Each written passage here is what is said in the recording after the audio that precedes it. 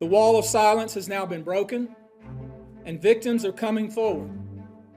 Our team has had at this point more than 3,285 individuals contact us, with people claiming to have been victimized by Sean Combs. The air in the courtroom was thick with tension, the kind of atmosphere where every breath feels like it's laced with electricity, where every glance, every shuffle of paper, every whispered word is amplified 10 times over. For weeks, this trial had gripped the nation. He plans to file a wave of lawsuits on behalf of 120 alleged sexual assault victims of Sean Combs. He wasn't bluffing. And as he has said, he's not only going after Combs, but corporate entities too. And we reported to you how last week he filed 6 lawsuits, and now he has just filed a bunch more. I'll give you an example. We have one lawsuit now where a woman who claims she was drugged and raped by Combs during a Las Vegas event back in 2014. We have other claims that are more recent, by the way. These allegations are all from 2022. A businessman who claims that Combs sexually assaulted him during a Ciroc party back in 2022. A woman who claims she was drugged and raped by Combs at a house party in Manhattan back in 2022. Another man who claims he was drugged and repeatedly sexually assaulted by Combs and others, including an unnamed celebrity. This at an award show after party in LA back in 2022. But the one we want to focus on right now is a very, very disturbing claim, as if all of these aren't disturbing. But this one is especially heinous because I think the best way to describe this is the very first paragraph of this new lawsuit. It reads, in the complaint, defendant Combs drugged and raped a 13-year-old girl at a house party. Many others were present but did nothing to stop it. Some participated in it. Combs has been allowed for years to conduct himself in this manner without any consequences.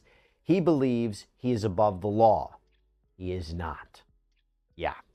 Now again, I've said this before, while Combs is currently facing federal criminal charges of racketeering and sex trafficking and transportation to engage in prostitution, none of those criminal charges are related to minors. However, a number of these lawsuits, including from Tony Busby, they focused on the alleged abuse of underage people. And it makes you wonder if Combs will be hit with a superseding indictment. That means when you go back to the grand jury for additional or revised charges, will Combs be hit with a superseding indictment that involves minors? Have to ask the question in light of these allegations. You have to wonder if any of the people who have sued Combs, are they cooperating with the government? You have to wonder if the government really has all the evidence they need to charge him with respect to minors, but maybe they're not doing so yet. Maybe they're keeping it in their back pocket for now. Maybe to push Combs to take a plea. Maybe they're only now getting this information and are authenticating it to bring these claims, to bring new charges. We don't know if their case will ever be about minors. I will tell you one thing. If minors come into the mix, it makes Sean Combs' defense to the federal criminal charges he's facing much more difficult. His defense right now is everything was consensual. When you're dealing with minors, that defense doesn't work anymore. And by the way, as we're talking about high-profile people, as we're talking about unnamed celebrities in these lawsuits, including the one I'm about to get into, remember what Tony Busby told TMZ. He said that a number of high-profile people have even come to him already to settle their claims so they are not named in these lawsuits. It makes you wonder if the people that he mentions in these lawsuits are people who've already settled their claims, so they're not named as defendants, they're not identified.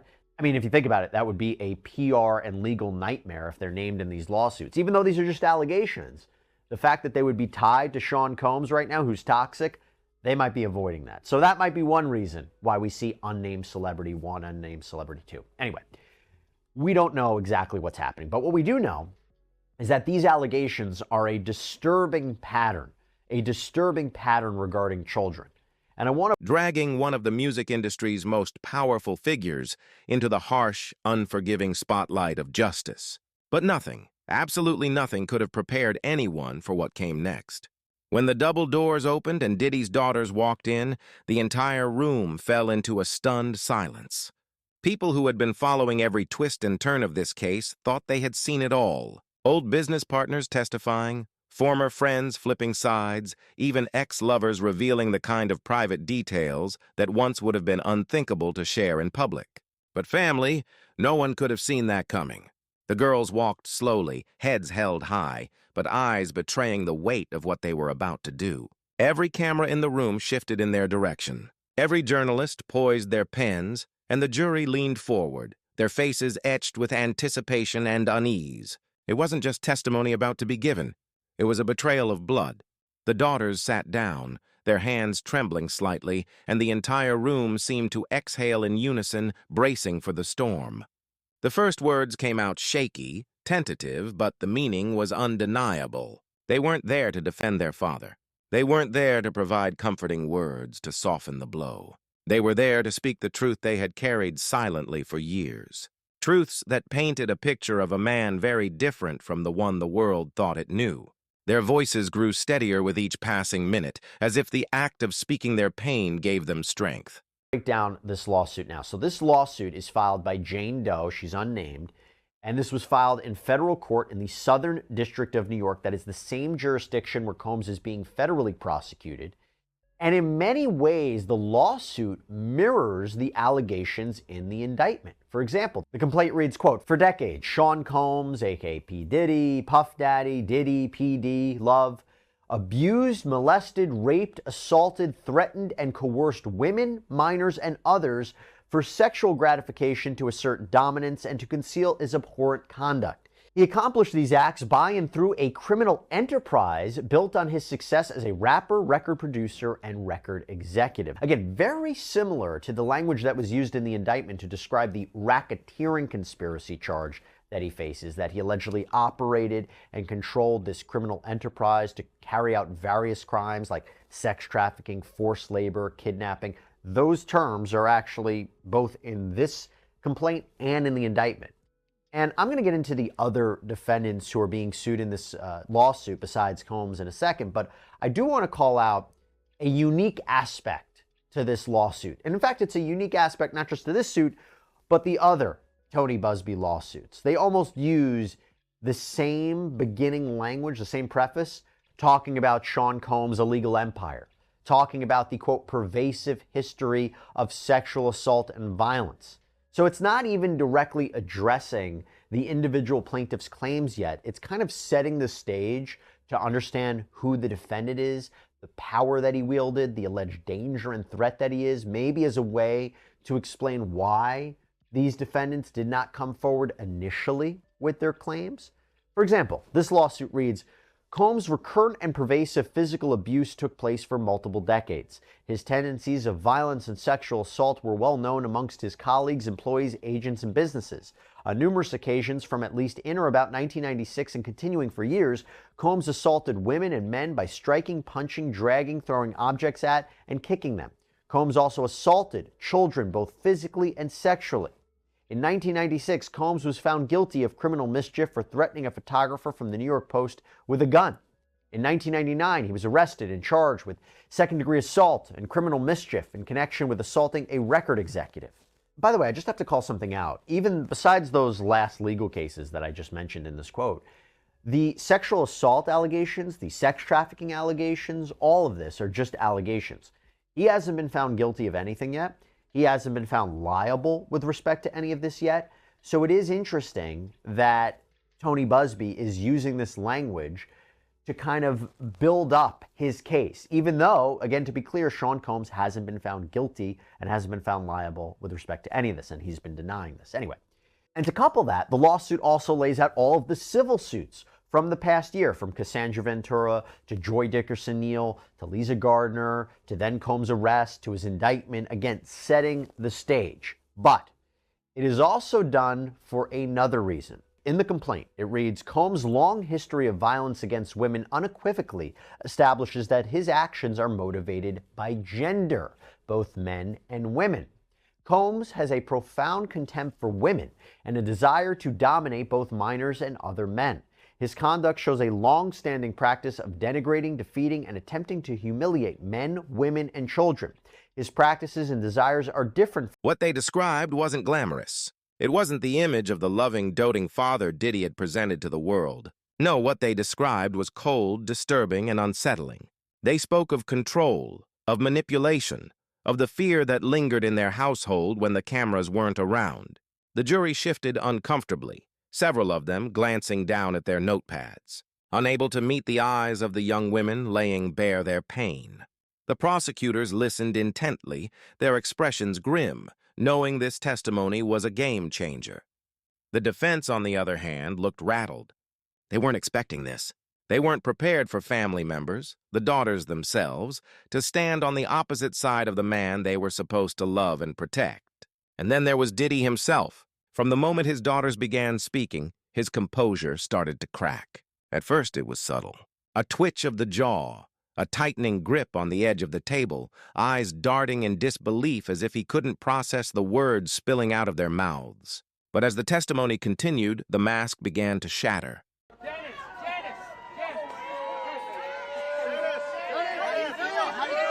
The family of Sean Diddy Combs celebrating after learning his long-awaited fate in court. The family staying stoic as they entered Diddy's courthouse July 2nd before departing with smiles and waves after hearing the media mogul's partial victory, not guilty on 3 out of the 5 counts, covering charges for racketeering and sex trafficking. Per NBC News reporters inside the courtroom, Diddy's loved ones were seen celebrating the results of his now winding down legal saga. The Bad Boy Records founder is facing 2 convictions, both surrounding prostitution offenses. NBC News noting Diddy's son Christian King Combs said his dad was feeling great about the verdicts, with Diddy reportedly telling his gathered family, "Thank you. Love you." Chance Combs spotted seemingly wiping away tears alongside her grandma, who gave a thumbs up to the media frenzy outside the Manhattan courthouse, following weeks of putting up a united front for Diddy, who maintained his innocence across. Sean Diddy Combs is missing out on major moments in his kids' lives. As the music mogul's federal trial continues in New York, Combs' 18-year-old twin daughters Delilah and Jessie enjoy their senior prom in Los Angeles. The pair arrive fashionably late to the Harbor House in downtown LA May 17th. The girls, famously known for always wearing coordinating outfits, both don strapless sparkly red gowns and matching rose corsages as they smile and pose for pics on their big night. This outing for Delilah and Jessie come after they've been in NYC along with several of their siblings supporting their dad in the courtroom amid his ongoing trial. Combs has 7 children total, 30-year-old son Justin with ex-Misa Hilton, as well as 32-year-old adopted son Quincy, 27-year-old son Christian, and daughters Delilah and Jessie with Kim Porter, 18-year-old daughter Chance with ex-Sarah Chapman, and lastly, 2-year-old daughter Love with Dana Tran. The rapper, who's currently being held without bail at the Metropolitan Detention Center in Brooklyn, is charged with sex trafficking, racketeering, and transportation to engage in prostitution. Combs has pleaded not guilty to the charges, but faces up to life in prison if Christian, Jessie, Delilah Combs, they wrote in a joint statement on Instagram, "We have seen so many hurtful and false rumors circulating about our parents, Kim Porter and Sean Combs' relationship, as well as about our mom's tragic passing, that we feel the need to speak out. Claims that our mom wrote a book are simply untrue. She did not. And anyone claiming to have a manuscript is misrepresenting themselves." And by the way, even Combs authorized his attorney Erica Wolf to release a statement on his behalf regarding the new book, stating, "The Kim Porter memoir is fake. It is also offensive, a shameless attempt to profit from tragedy. Chris Todd has no respect for Miss Porter or her family, who deserve better. Unlike the fabrications in his sickening memoir, it is an established fact that Miss Porter died of natural causes. May she rest in peace." And Al B. Shore reportedly sent a cease and desist letter to Amazon as well. And Chris Todd, by the way, he's the author. And when we say memoir, we have to be clear here. There's no information verifying that Porter actually authored these writings or authorized a book to be written by her or anybody else at any point. And even the author really couldn't confirm whether these... Completely. He shook his head furiously, muttering to himself, his body language screaming denial. His lawyers tried to calm him, whispering furiously into his ear, but it was like trying to hold back a tidal wave with bare hands. His anger boiled over until he slammed his fists on the table, his voice booming through the courtroom as he shouted, "That's not true!" The sound echoed, bouncing off the walls, and for a moment, chaos reigned. Gasps erupted from the gallery. The judge immediately slammed his gavel in furious rhythm, demanding order, warning Diddy in the harshest terms to control himself or face consequences that would only make his situation worse. But the damage was done. The jury had seen him lose control. The public had seen the fear and rage etched into his face. This was no longer the image of a confident mogul who had once called himself untouchable. This was a man cornered, unraveling under the weight of truths he could no longer contain. And still his daughters did not falter. They continued, their voices steady now, each word striking with the force of a hammer blow.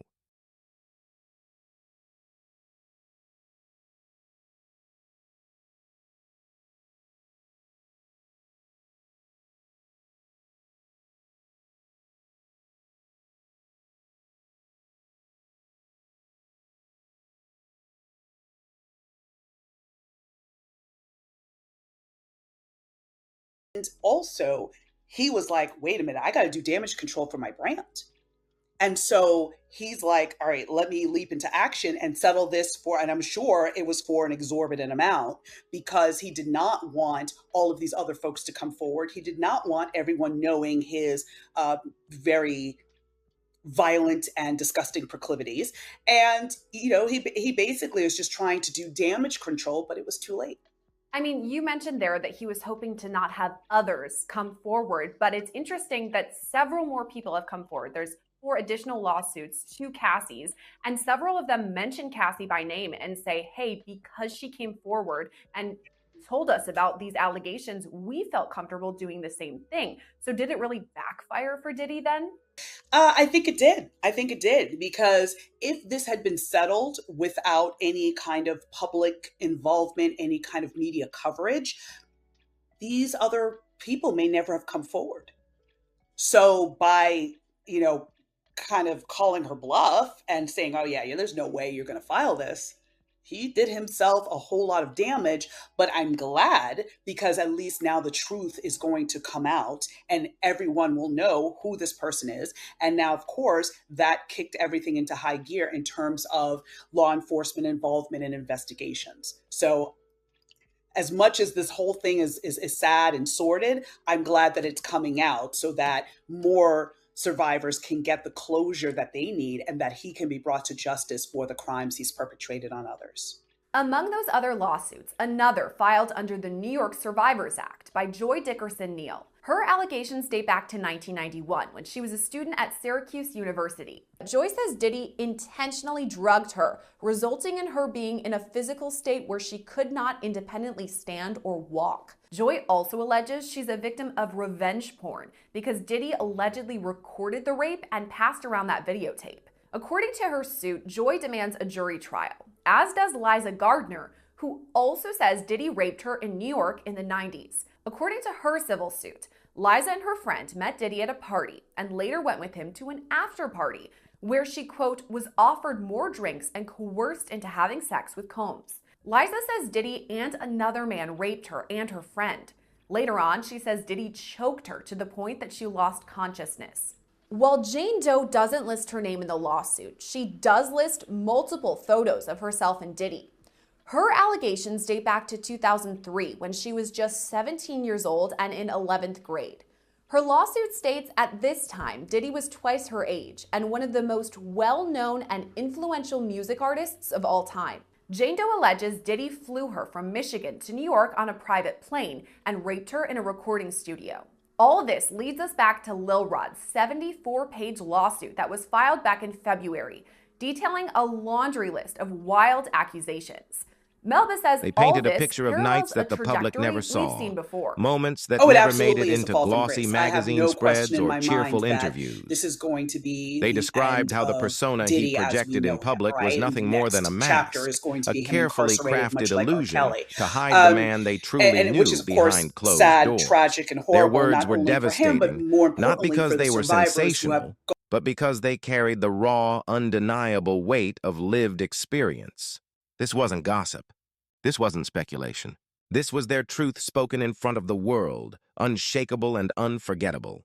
By the time they finished, the silence in the room was suffocating. Even the judge, who had maintained a neutral expression throughout the trial, seemed shaken by the weight of their words. The jurors sat pale and unsettled, scribbling notes but visibly disturbed. The gallery whispered in hushed tones, the reality of what had just unfolded sinking in like a stone dropped into deep water. Diddy, meanwhile, sat broken, his shoulders slumped, his eyes hollow, his once unshakable arrogance completely stripped away. He looked less like the mogul who had built an empire and more like a man who had just watched that empire crumble in front of him. Piece by piece, truth by truth, the betrayal was etched into every line of his face. Betrayal not by business partners, not by rivals, not by former lovers, but by the very people he thought would never turn against him. His own blood, his own daughters. Outside the courthouse, the reaction was immediate and explosive. News outlets scrambled to push out breaking headlines. Diddy's daughters testify against him. Family betrayal shocks courtroom. How badly he wanted to be a star and what plaintiff would do to get to be one. Plaintiff responded, as might any 10-year-old child, that he would do anything. So at this point, one of the other people present allegedly gave this boy a soda, and after he drank it, he started to feel, quote, a little funny, but he chalked it up to being maybe just so excited about his opportunity to rap for Sean Combs. But the plaintiff now believes that that soda was drugged with either GHB, known as the date rape drug, or ecstasy, or maybe even both. And that's interesting because, again, it's not Combs accused of giving a drug drink to an alleged victim. It's one of his employees or associates or friends, people who were involved in something that likely didn't appear to be above board and yet did it anyway. That person, although to be clear, is not named in the complaint. The complaint says, quote, after plaintiff consumed his soda and began feeling its effects, Combs told plaintiff to move closer to him, which plaintiff did. Combs then abruptly pushed plaintiff down and said words to the effect of, you have to do some stuff you don't want to do sometimes. Now, the next part of the complaint is just incredibly graphic. I'm not going to repeat it here, but essentially John Doe claims that Combs sexually assaulted him and then he lost consciousness. 10 years old. Quote, when plaintiff awoke, he began crying immediately. Plaintiff's pants were undone, and then he says that his private areas hurt badly. Combs was still present. Plaintiff cried that he wanted to go to his mom and dad. Combs replied that if plaintiff told anyone about what had happened, he would hurt plaintiff's mom and dad badly. Upon plaintiff's return, his parents immediately noticed that he was lethargic and acting differently. Although plaintiff ultimately told his parents what happened, plaintiff and his parents were terrified of the potential consequences of reporting the abuse. I want to focus on that point real quick because assuming these allegations are true, some might say, how could you not report this to the police? Your child gets attacked. I don't care who the person is. You go to the police. The other way of looking at it is, and this is a big theme that makes its way into these lawsuits and even the criminal case, is that Combs' power, his influence, his money, that scared people from coming forward. It was what led them to engage in these activities. The fear for their lives, their fear of reprisals. And look, that will ultimately be up to a judge or a jury to decide regarding the credibility of this John Doe if this should make its way to trial. But I just have to call that point out. Now, according to the complaint, John Doe has had serious behavioral and emotional issues since this alleged 2005 incident. He reportedly suffers from depression, panics easily, battles night terrors, and he's bringing his claim against Combs as part of the New York City Victims of Gender-Motivated Violence Protection Act. We've told you about this before. It's a law referenced by Combs' accusers, more specifically the Tony Busby clients. And what this law does is it allows an alleged victim of gender-motivated violence, where it doesn't just have to be sexual assault, by the way, it can be any kind of violence, a look-back window to file a lawsuit, even if their claims would otherwise be too old. Remember, this is in 2005. So now they have until February 2025 to file lawsuits. That's one of the reasons why you're seeing so many happen right now. According to the complaint, the requirement that the crime of violence be committed because of gender or on the basis of gender and do at least Disturbing truths revealed by Diddy's children, social media erupted into chaos. Fans who had defended him for months were suddenly silent. Confronted with the harsh reality that if even his daughters were speaking out, then maybe the stories were true. Others, long critical of Diddy, said this was the final nail in the coffin, proof that no amount of power, wealth, or fame could hide the truth forever. For Diddy, the fallout was catastrophic. This wasn't just another blow to his reputation. It was the final devastating collapse of the image he had built over decades. He had spent his career projecting the image of a loving father, a family man, someone who cared deeply for his children and used them as proof of his softer side. But in one afternoon, in one shocking series of testimonies, that image was obliterated. The empire he had built wasn't just crumbling. It had been burned to the ground by the words of his own family. Inside that courtroom, the impact lingered long after his daughters left the stand. Jurors replayed their words in their minds. Prosecutors looked confident in a way they hadn't before, and even the judge seemed more resolute. Everyone knew the trial had shifted irrevocably, no matter what legal arguments were made from that point forward. No matter how skilled Diddy's lawyers were, nothing could erase the image of his daughters exposing him to the world. The cameras outside captured everything. The tight jaw of Diddy as he exited the building. The frantic attempts by his legal team to shield him from reporters. The tears staining the faces of his daughters as they were escorted away. It was the kind of moment. There were witnesses to see what happened here. Once outside, plaintiff put her clothes back on and left the scene in the dark. Eventually, plaintiff reached a gas station. A female clerk noticed her distressed and allowed her to use the phone. Plaintiff called her father and admitted that she had lied about her whereabouts and asked him to pick her up. After the assault, plaintiff fell into a deep depression, which continues to affect every facet of her life. Okay, so clearly a very, very disturbing account, but it's on par with the other allegations that we've heard about Combs. Parties, alleged drugging, followed by sexual assault. Now, of course, as I said, these are allegations. Of course, Combs will have an opportunity to defend himself. And from a legal point of view, I wonder if his attorneys could argue, well, she claims she was drugged and disoriented. How exactly does she remember all these details? How does she remember all of this? Is she able to remember all of this 24 years later? And of course, there are obviously a lot of counter responses to that put forward by Jane Doe. But the point is, Combs will probably assert a defense that this did not happen. Now, in the lawsuit, Jane Doe not only sues Sean Combs, but also several Combs businesses, their entities like Daddy's House Recording Studio, Inc. and Bad Boy Entertainment. The lawsuit reads, Combs' business enterprise is central to the pervasive acts of sexual assault and abuse committed by him during the last decades. On the surface, each of these businesses served a legitimate purpose related to entertainment, music, and other subjects, but in reality, Combs, by and through himself and his agents, employees, and contractors, used these businesses to sexually assault, abuse, threaten, and coerce hundreds of individuals through sexual quid pro quo schemes, as well as to take advantage of individuals with impunity, thinking the victims would never have any recourse. By the way, that really goes to the racketeering charge that he is facing. And more specifically, and now tied to the allegations facing Jane Doe, who claims that she was assaulted at age 13, the lawsuit reads, the Combs business enabled and conspired with Combs to commit the crime of violence motivated by gender because Combs sexually assaulted plaintiff at a party related to or referencing Combs' business. On information and belief, Combs' businesses routinely committed sexual assault and gender-motivated violence as detailed in other civil lawsuits to further the business purpose of Combs' enterprise. Interesting. So that is a way that they're trying to hold these businesses liable. We've seen that before, that Combs was an employee or that he had control over these businesses to commit these acts. Now, she's suing for a number of things. She is suing for compensatory damages, physical injuries, psychological harm, emotional distress. These are damages to make you whole, to restore you to where you were before this happened. She is also suing for punitive damages, and that can be a lot. Those are damages to punish a defendant for really egregious conduct. She's suing for attorney's fees and costs, which actually is something you can recover for using the gender violence statute. And Jane Doe, to close this up, makes this point too. Plaintiff joins many other victims by filing this complaint in hopes their common voice makes it impossible for Combs to assault another person ever again. So there you go. That's kind of what this lawsuit is about. And I should tell you, in terms of a response, that didn't just define a trial, it defined a legacy.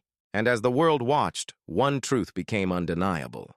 Diddy was no longer the untouchable mogul, the man who had built an empire on music, power, and influence. He was no longer the smiling father holding his daughters on red carpets. He was a man stripped bare, exposed, and betrayed in the most public way imaginable.